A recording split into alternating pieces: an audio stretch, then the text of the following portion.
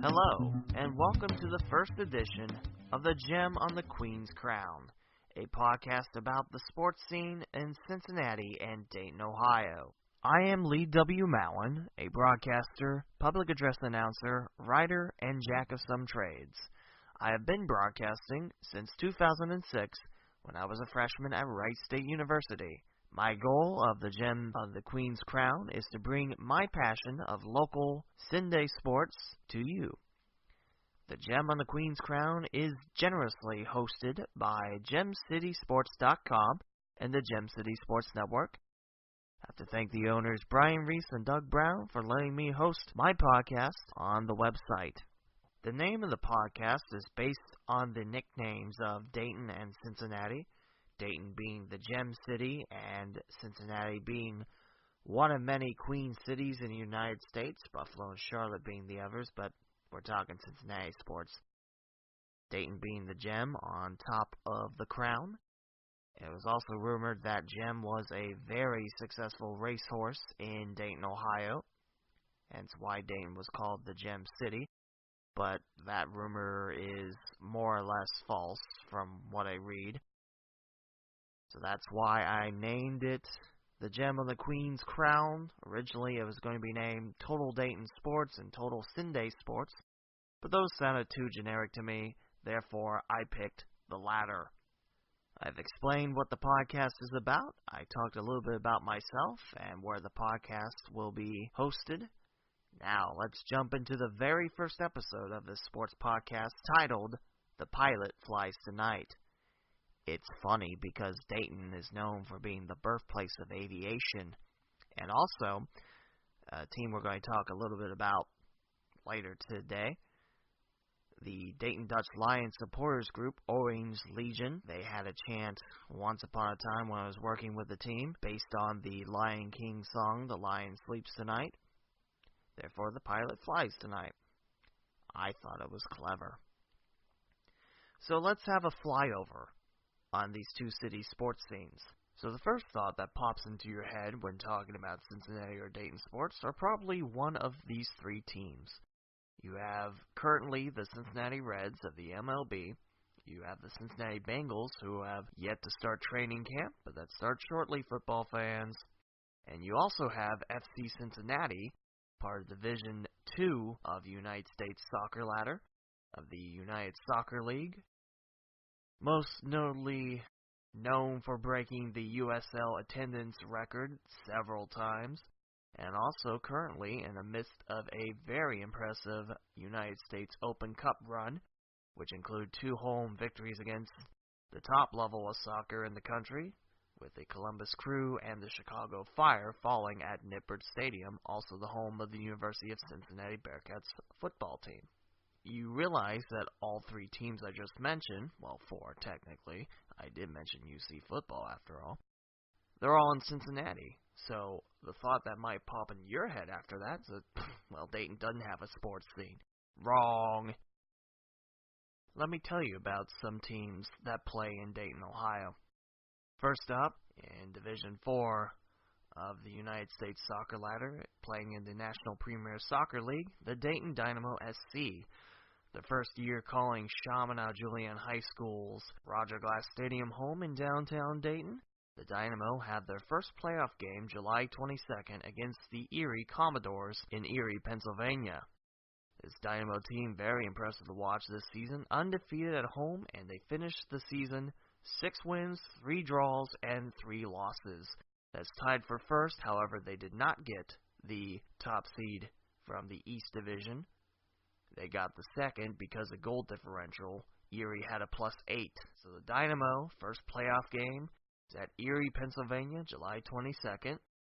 And sticking with soccer for a minute, you have the Dayton Dutch Lions that play in suburban of West Carrollton, Ohio at Dock Stadium. They have not only a men's team in the USL Premier Development League, they also have a women's team in the Women's Professional Soccer League that play mainly teams from Columbus and Cincinnati, led by Mike Tucker, who led the University of Dayton Flyers women's soccer team for 22 years.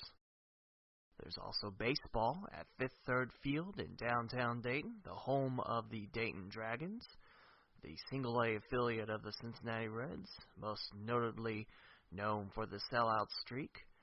I believe it was my first or second year working with the team when the Dragons broke the 815 mark to take over for the most consecutive sellouts in any professional franchise. Very, very big deal. You have a basketball team in town, the Dayton Air Strikers. They were fighting for a title, but unfortunately lost that game. I believe they play primarily at a facility in Beaver Creek nowadays. I could tell you about the stories about working for the first few Air Striker teams that played at Trent Arena in Kettering.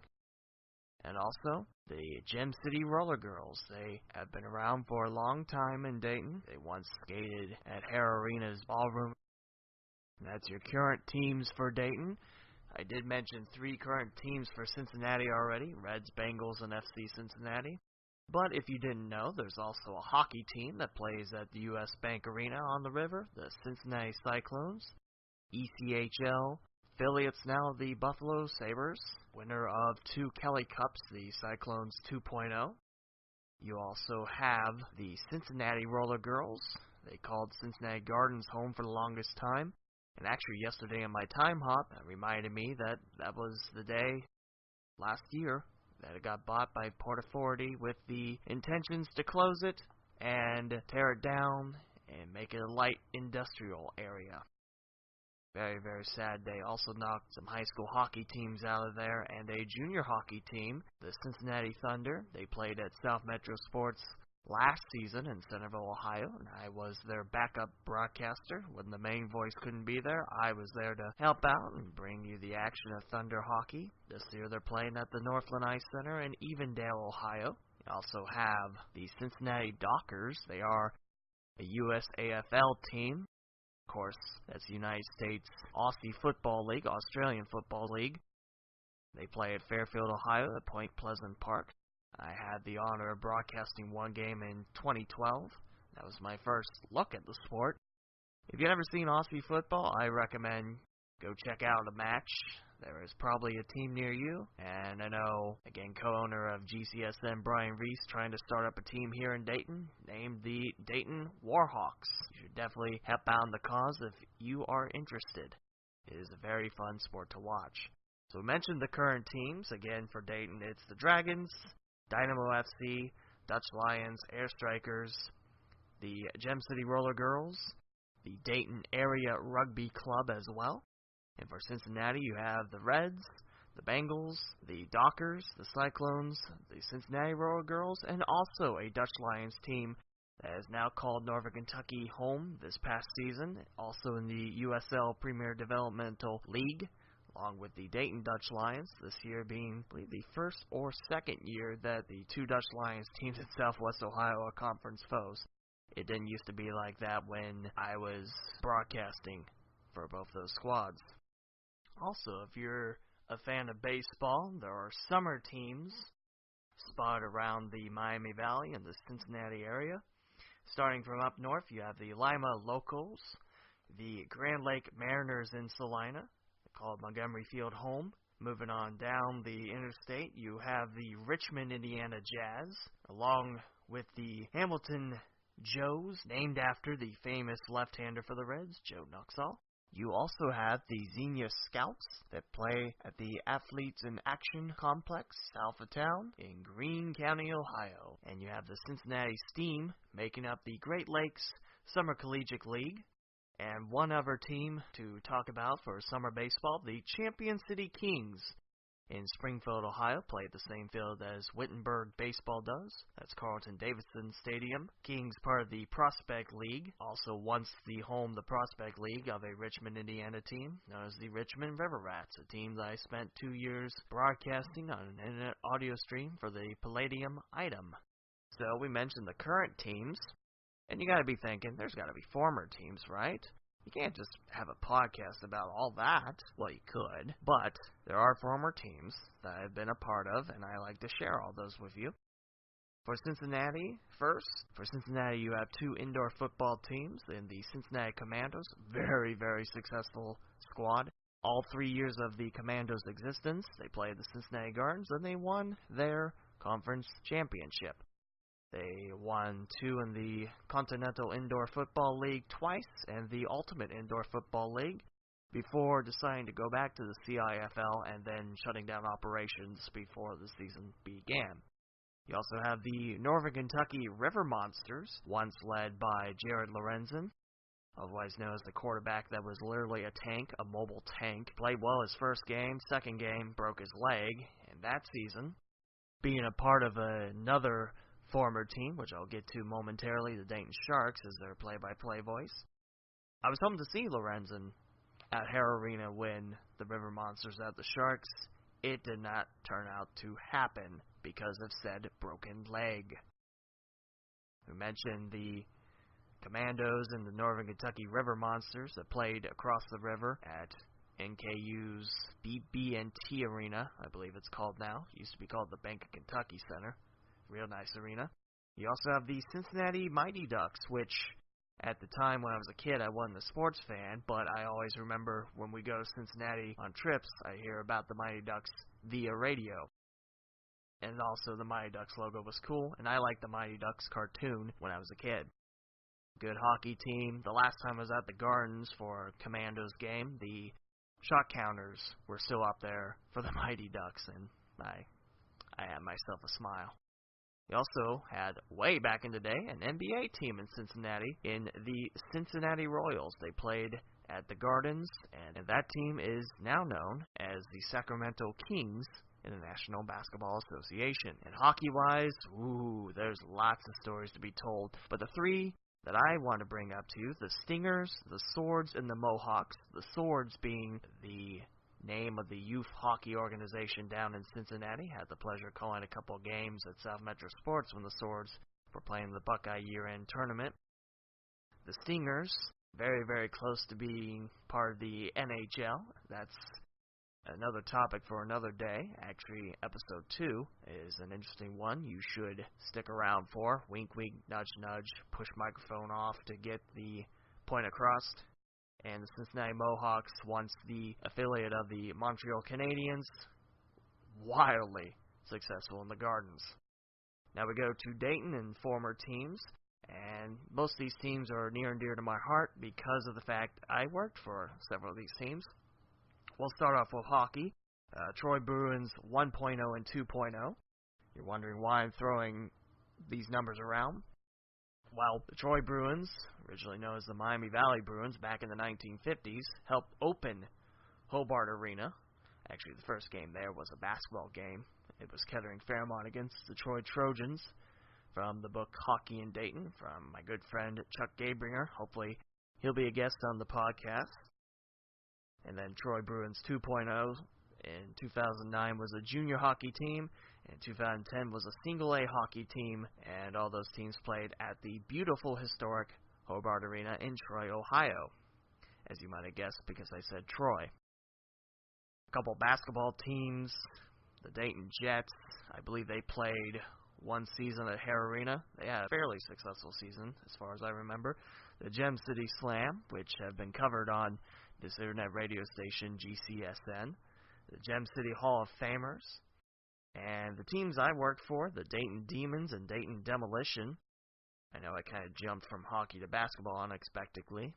Dayton Demons lasted 3 years at Hara Arena, won the championship under head coach Trevor Karazowicz, who actually was in town for a hockey camp at South Metro Sports just this past week. Won the cup in 2014. The Demolition lasted one season at Hara Arena before the closure of the Classic Hockey Barn in Trotwood, Ohio.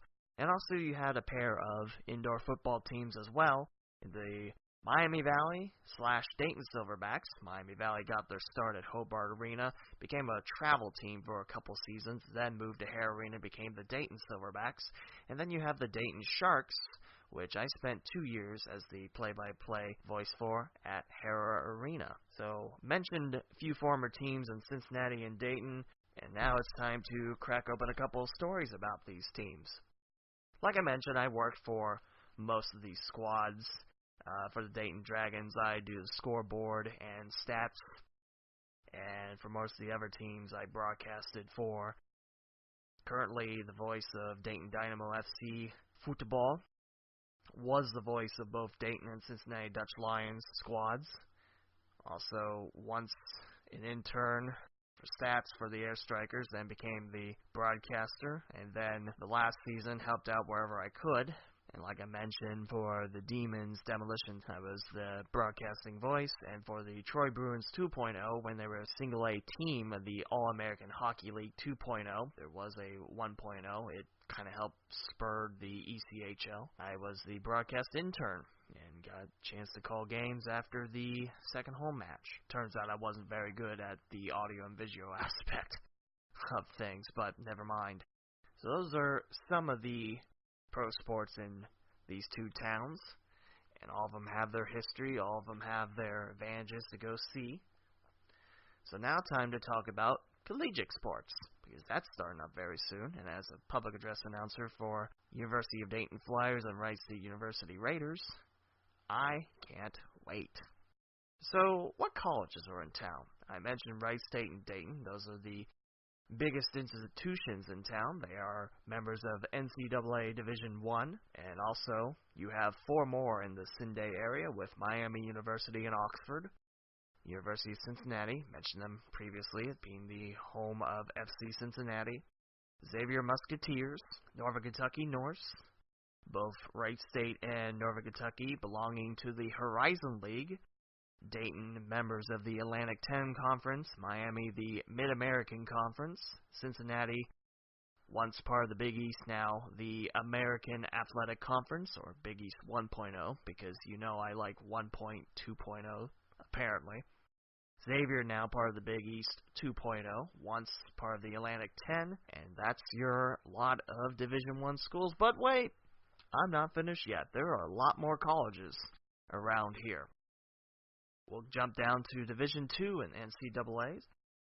Once the voice of this fine university in Wilberforce, Ohio, the Central State Marauders. They belong in Division II of the NCAA.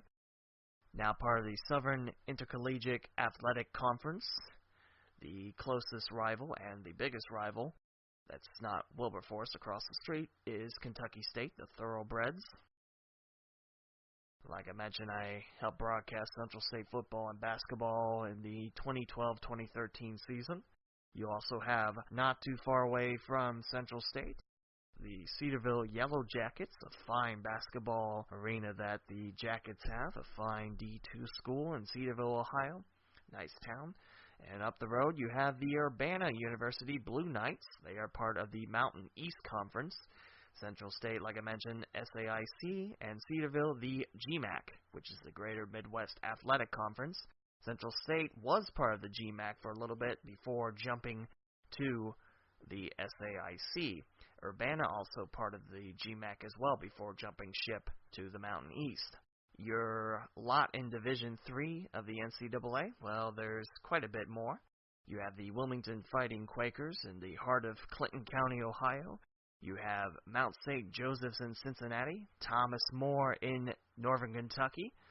You have the Wittenberg Tigers in Springfield, Ohio. And up north, you have the Bluffton Beavers. We now jump from NCAA to junior colleges. In downtown Dayton, Ohio, you have the Sinclair Community College. In Cincinnati, you have Cincinnati State. Up north in Piqua, Ohio, you have Edison Community College. And in Springfield, Ohio, with a branch campus right across the street from Wright State, by the mall actually, Clark State University, their main campus focused in Springfield, Ohio. We now jump down to branch campuses, which are, like I mentioned, branches of bigger schools. You have part of the United States Collegiate Athletic Association. You have Wright State's Lake Campus in Salina, Ohio, Cincinnati's campus in Claremont County, and Southern State in Hillsborough, Ohio, which is not too far from Wilmington. In the Ohio Regional Campus Conference, I was once the voice for the Miami University Middletown Thunderhawks. Nice gym, the Bennett, as it's known. You also have the Miami Hamilton Harriers. Both the Thunderhawks and Harriers go after the name the Red Hawks of Miami, almost calling them the Redskins, which once upon a time, yes, Thunderhawks and Harriers were something else before the big change in 1997. You also have a branch campus of Ohio State in Lima, Ohio. That's about as far north as my podcast will go, Lima, Ohio. And we go to the NAIA. There are 3 schools to talk about. You have the Wilberforce Bulldogs, and the interesting story is I mentioned Wilberforce, Ohio being the home of Central State. Actually, Central State used to be Wilberforce before splitting off and becoming Central State College and then Central State University in the mid-60s. Wilberforce is independent in the NAIA. They are the Bulldogs. They have basketball teams. Aisha Gray is the coach of the Lady Bulldogs, a former Wright State Raider women's basketball player. You also have the University of Northwestern Ohio in Lima, the Racers, and their baseball field. The infield is maroon. It's artificial turf in the infield. I think their outfield's still natural grass, but the infield is maroon colored, just like the Racers' colors. Again, that's in Lima, Ohio, Northwestern Ohio. And you also have Cincinnati Christian in Southwest Ohio. That is a lot of colleges, is it not? And you thought there was just a couple big ones. No, sirree, 3. There are a lot, and through the life of this podcast, I like to keep up to date with what's happening with these programs. So, in the future, expect a lot of updates on what's happening throughout the season. So there's your pro sports, your colleges, and you might think, well, what about high schools? That's another episode. There are a lot of high schools. We'll save it when fall sports get closer. Two-a-days are about to start in a couple weeks for football, and of course you got soccer training as well, volleyball as well too. So that is your lot of sports around southwestern Ohio. And like I've mentioned, all these teams deserve people knowing about them, people going to check them out. I did mention earlier that I wanted to get to several stories on these teams as someone that's worked for a handful of them. There's a lot of stories to be told, actually. Like I mentioned, the Dragons breaking the sellout streak. Also, Billy Hamilton in 2011 stealing over 100 bases in that season. It's a shame that the 2011 season ended the way it did. In the playoffs, the Dragons won their home game, lost the game at Lansing, and had the lead in the third game, which would have sent the Dragons on further into the playoffs, but Lansing came back in the bottom of the ninth to win it. And of course, now Billy Hamilton is up with the Cincinnati Reds. Like I mentioned, the Demons won the Cup in the 2013-2014 season of the Federal Hockey League. It was a very young squad compared to the season before that, where it was a healthy mix of veterans from several teams across the Federal Hockey League. It was nice to come back and win the Cup, especially being down 2-0 in a best-of-5 series. Winning Game 3 in OT, Game 4, and then Game 5, the Demons just opened a can of whoop butt. I won't curse on my podcast unless I get angry, I promise. They really opened up a can of something in Danbury, Connecticut, winning that game 9-2. And that was Dayton's first pro championship since the Dayton Gems 1.0 won the Turner Cup in 75-76. Dutch Lions, I had a lot of experience broadcasting those games at Xavier University's field for Cincinnati and Dock Stadium in West Carrollton for the Dayton Dutch Lions. Dayton previous years called several fields home: Springborough's Field, Beaver Creek. Bellbrook actually was the very first home for the Dayton Dutch Lions at Miami Valley South Stadium. It's part of the first Dayton Air Strikers teams that played at Trent Arena. Bounced around the summer season between the winter seasons that I was a part of. 5 games at Wright State University's McClin Gym, which if you don't know, it's a volleyball gym behind the big Nutter Center. Like I mentioned, Troy Bruins 2.0. That was my first internship out of college. well, first one outside college with a team. I already was working at a low-power radio station voluntarily in Huber Heights, part of the Dayton Sharks for 2 seasons. Watched a Preble County native and Tommy Jones work his magic with the Sharks in Season 1. Season 2 was the last time I got to call indoor football. Real fun sport to watch. And like I currently mentioned, I was the broadcast voice of the Dayton Dynamo for the last 2 seasons. Last year, part of the Gem City Sports Network for internet radio coverage, and this year on YouTube for the Dayton Dynamo. Like I mentioned, currently the public address announcer / backup broadcaster for a couple sports at the University of Dayton and Wright State University. For the Flyers, I now handle men's soccer and baseball and fill in whenever needed. And for Wright State, I have both soccer teams as a PA announcer. And I fill in and broadcast whenever needed. And also with swimming and diving, which this year was in danger of being cut, but thanks to a grassroots campaign by Wright State swimming alum, the program has stayed for the 2017-2018 season, and I can't wait to get back to work at Wright State's natatorium, and also baseball and softball for the Raiders. So yes, lots of work between Wright State and Dayton. If you're wondering, because Wright State's in Dayton too, well, Fairborn if you want to split hairs, how working for 2 rival colleges feels, it's awesome. I like working for both schools. Both schools' work family is terrific. Fantastic people. It's really, really cool. So that's your look at the whole sporting scene, excluding high schools. Like I said, another episode, I promise, around Cincinnati and Dayton, Ohio. And I like to share with you my passion for all these teams. I hope that you decide to join me throughout this series. I do plan on having special guests throughout the podcast life. I have a couple people in mind. I won't spoil them because surprises. That, and I haven't asked everyone that I've thought of as of yet. But I do have a very special episode 2 in the works, and episode 3 will talk about summer sports and how they're doing so far in 2017. We'll also have the result in episode 3 about the Dayton Dynamo playoff match at Erie, Pennsylvania against the Commodores.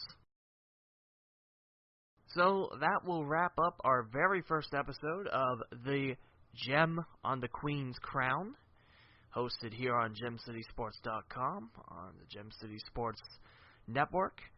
Again, thanking Brian Reese and Doug Brown for allowing me to host the podcast on the site. And that wraps up our first episode quite nicely, I feel. This is Lee W. Mowen. Give me a follow on Twitter at @TheLeeWMowen, TheLeewMowen. Also Facebook and Instagram. I'm on there too. Let's talk more Cin-Day sports for the second episode here on the Gem on the Queen's Crown. Talk to you next time.